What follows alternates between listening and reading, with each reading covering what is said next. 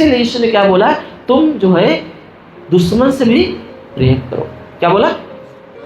शत्रु से भी प्रेम करो। क्यों बोलता है पता है? परमेश्वर चाहता है कि हमारा कोई शत्रु न रहे, क्योंकि परमेश्वर किसी के भी थ्रू हमें अनुग्रह दे सकता है। आमीन। एक इंसान को चाहे कोई भी होने दो, वो शत्रुता नहीं रखना चाहिए, सबसे प्रेम करना चाहिए, ताकि उसे परमेश्वर जो मनुष्य के थ्रू अनुग्रह रखा हुआ है उसे उसके थ्रू दे सके। इसीलिए वो बोलता है तुम किसी को तुच्छ ना समझो। अब तुम एक दूसरे को अपने से अच्छा समझो, तुम अपने हित की नहीं परंतु तुम दूसरे के हित की भी चिंता करो।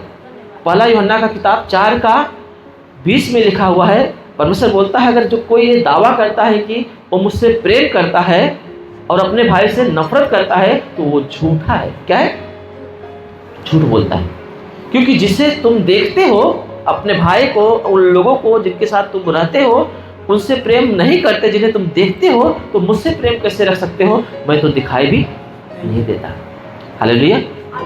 मैं तो दिखाई भी नहीं देता, तो मुझसे प्रेम कैसे रख सकते हो? इसीलिए परमेश्वर ने ये बात को ठहरा दिया कि तुम्हें कभी भी घमंड नहीं करना चाहिए। अगर तुम बाइबल बहुत तुमको अच्छा से आता है, प्रार्थनाएं आप बहुत अच्छा करते हो, आपको परमेश्वर ने अभिषेक किया है, आप दुष्ट आत्माओं को निकाल रहे हैं, है ना, अन्य अन्य भाषाएं बोल रहे हैं, बीमारों को चंगा कर रहे हैं, मुर्दों को जिंदा कर रहे हैं, आश्चर्य कर्म कर रहे हैं, बहुत से वचनों का ज्ञान का प्रकाशन आपको मिला है। इसका मतलब आप घमंड ना करें कि आप बहुत उच्च है और मनुष्य दूसरा तुच्छ है। हालेलुया।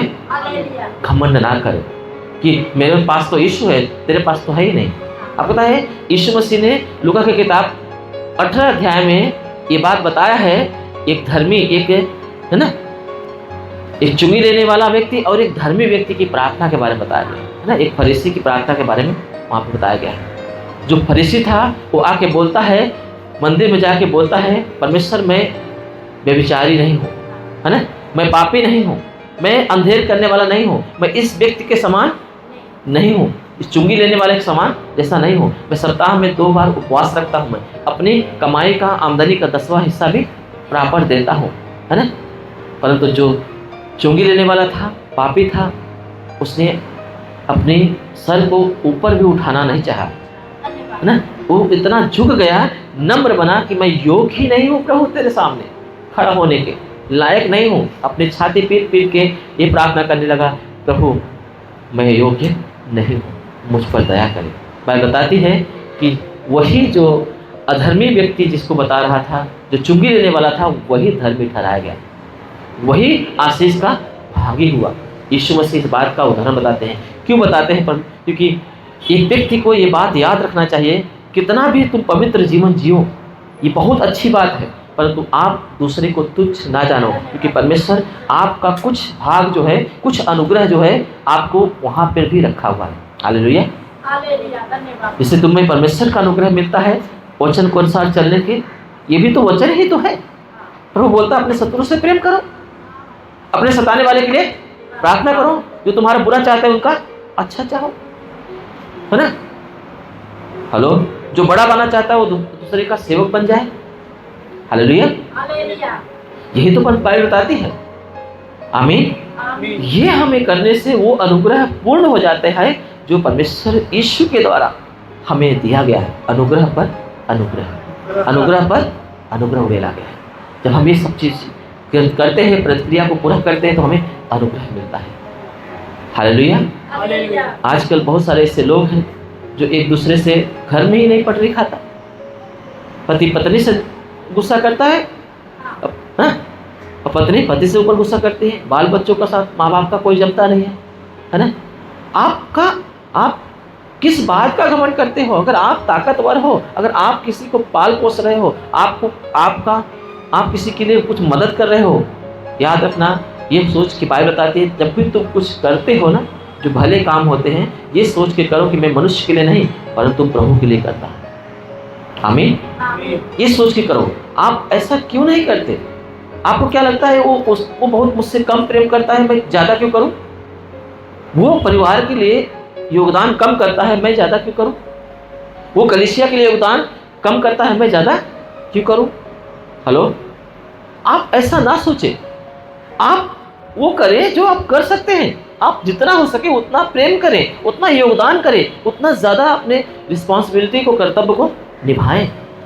चाहे दूसरा निभाए या ना निभाए, आप निभाएं, क्योंकि परमेश्वर आपको ऐसा करने से मनुष्य के द्वारा जो अनुग्रह रखा है उसे पूरा करता है। आमीन। बाइबल लिखा है जो नम्र है वो पृथ्वी का अधिकारी होगा। जो नम्र होता है ना, परमेश्वर उसे ऊंचा उठाता है उन लोगों के सामने जिनके सामने वो नम्र होता है। आमीन।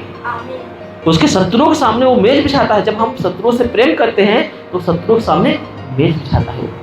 आमीन। बाइबल लिखा है, नीति वचन बताता है कि अगर तुम्हारा चाल चलन, किसी भी व्यक्ति का चाल चलन यहोवा को भाता है, प्रिय लगता है, अच्छा लगता है, तो शत्रुओं से भी मित्रता कराता है। क्यों मित्रता कराता है? ताकि अनुग्रह प्राप्त कर सके। आमीन। ताकि मदद मिल सके, ताकि अनुग्रह प्राप्त कर सके। आज एक घर का, परिवार का विकास क्यों नहीं होता? क्योंकि पति पत्नी में जमता नहीं, मिल के काम नहीं कर पाते। हालेलुया। इसलिए न बच्चों का विकास होता है, न किसी चीजों का विकास होता है, न रिश्तों में है ना पवित्रता रह पाती है। कारण क्या है? एक दूसरे के प्रति विश्वास नहीं, कड़वाहट, गुस्से है, नफरत है, उल्टी सीधी बातें करना है ना। झुकते नहीं कोई। पति है तो अपना रुबाब दिखाता है, पत्नी है तो अपना रुबाब दिखाते हैं, है ना। हेलो, ऐसे में आशीष चला जाता है, अनुग्रह चला जाता है। जो परमेश्वर हमें मनुष्य के थ्रू अनुग्रह देने के लिए बोला है, वो अनुग्रह निकल जाता है, वो अनुग्रह हमें नहीं मिलता है।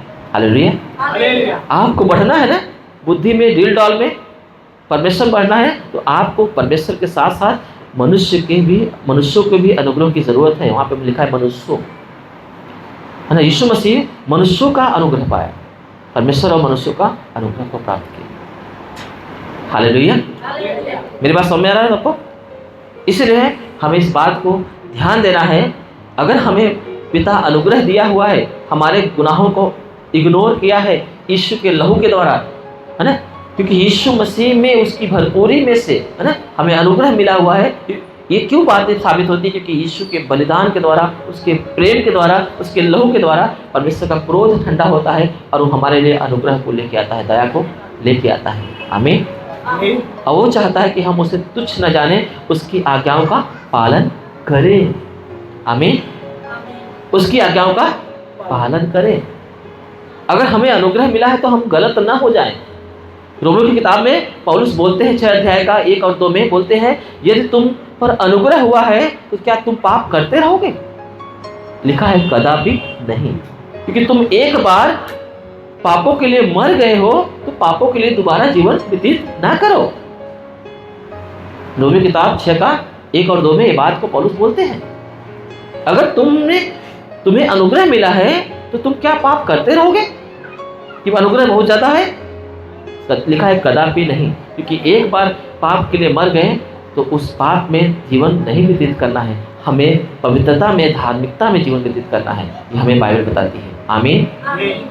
इसलिए हमें क्या करना है? उस अनुग्रह को बनाए रखने के लिए, मिलते रहने के लिए हमें क्या करना है?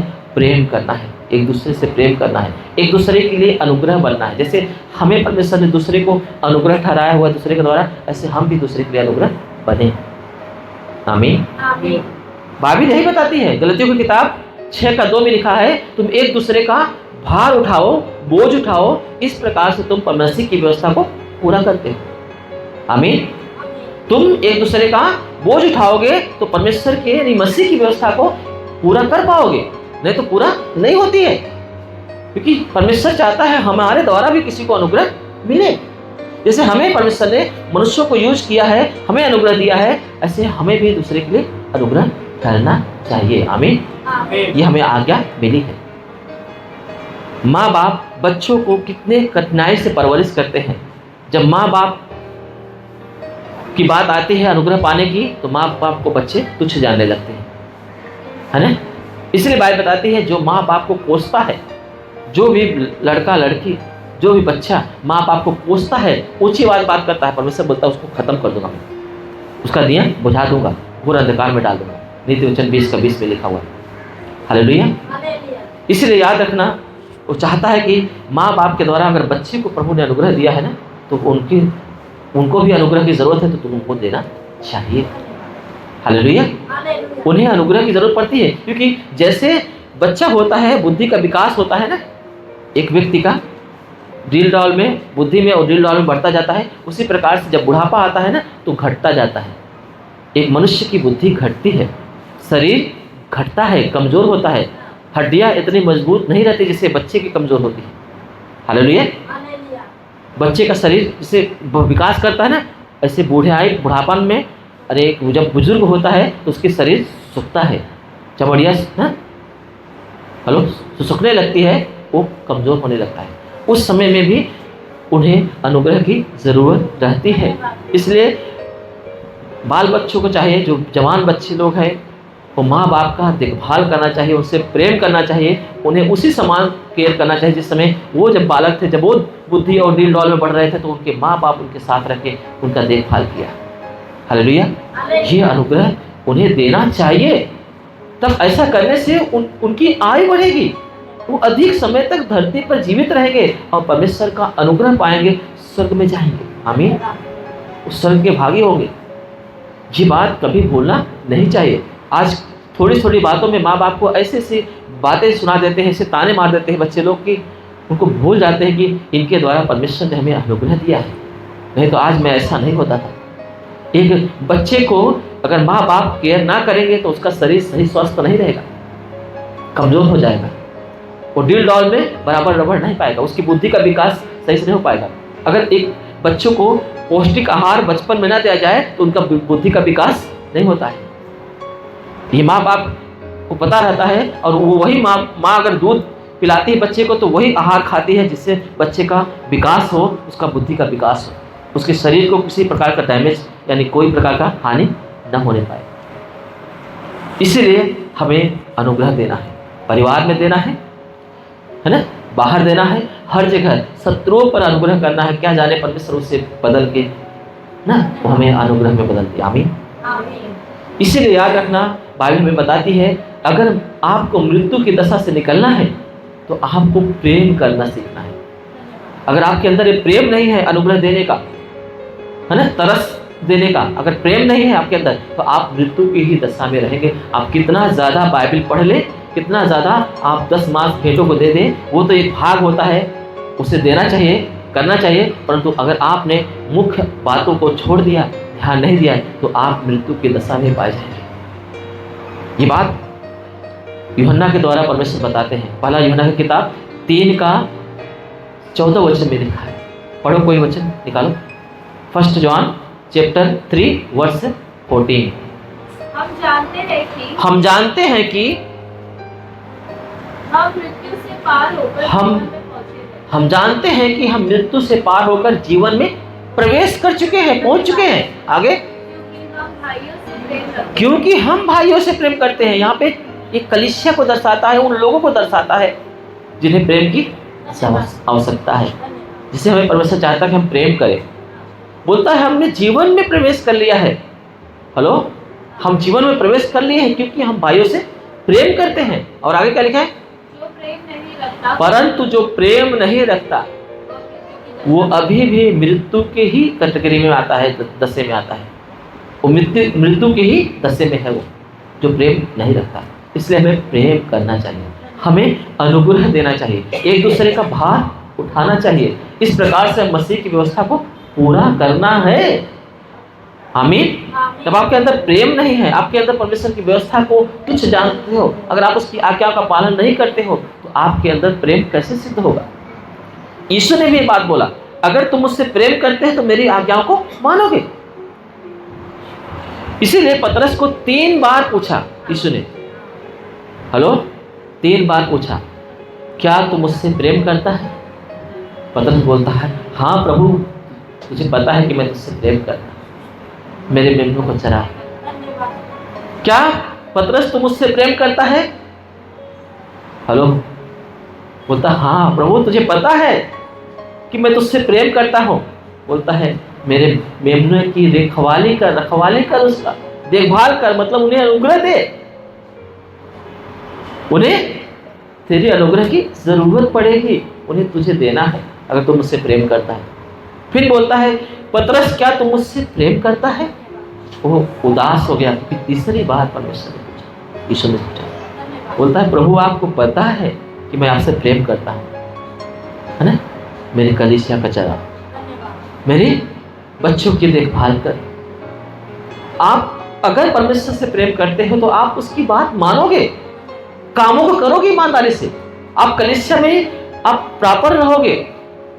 परमेश्वर जो भी आपको कर्तव्य बताता है उसमें आप कभी चूकोगे नहीं, क्योंकि आप प्रेम करते हो उससे। आप प्रेम नहीं करते हो तो आप चूक जाओगे।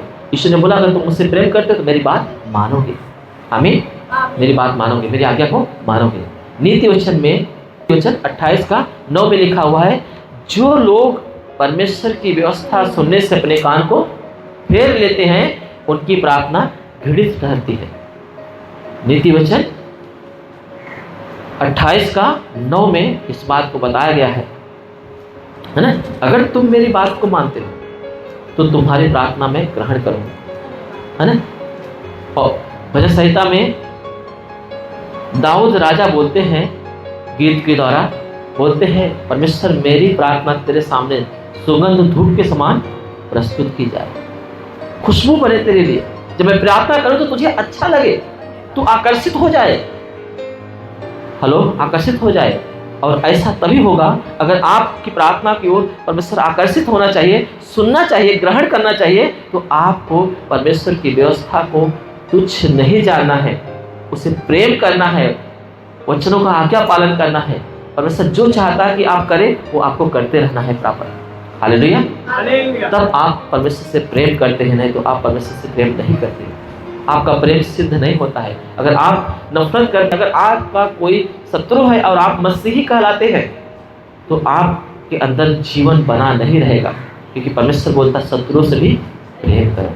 आमीन, शत्रुओं से भी प्रेम करो, वो अनुग्रह पूरा हो जाएगा जो वो बाइबल में लिखा है कि मैं तुम्हें अनुग्रह पे अनुग्रह उड़ेलता हूँ। आमीन, क्योंकि यीशु मसीह के थ्रू हमें अनुग्रह और सच्चाई पहुंची है। बाइबल बताती है किसके थ्रू?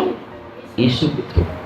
यीशु मसीह के द्वारा पिता ने हमारे जीवन में अनुग्रह भी दे दिया और सच्चाई को ले दिया, ताकि हम भटके न, हम अनुग्रह प्राप्त करें। आमीन, हम प्राप्त करें, हम गलत ना हो जाए, हम सच्चाई में ही बने रहें, हम झूठे ना ठहरे।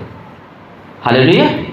इसलिए हमें क्या करना है, ये बात को ध्यान देना है कि हमें अनुग्रह प्रभु दे रहा है, वो अनुग्रह को तुच्छ जानने नहीं देना है।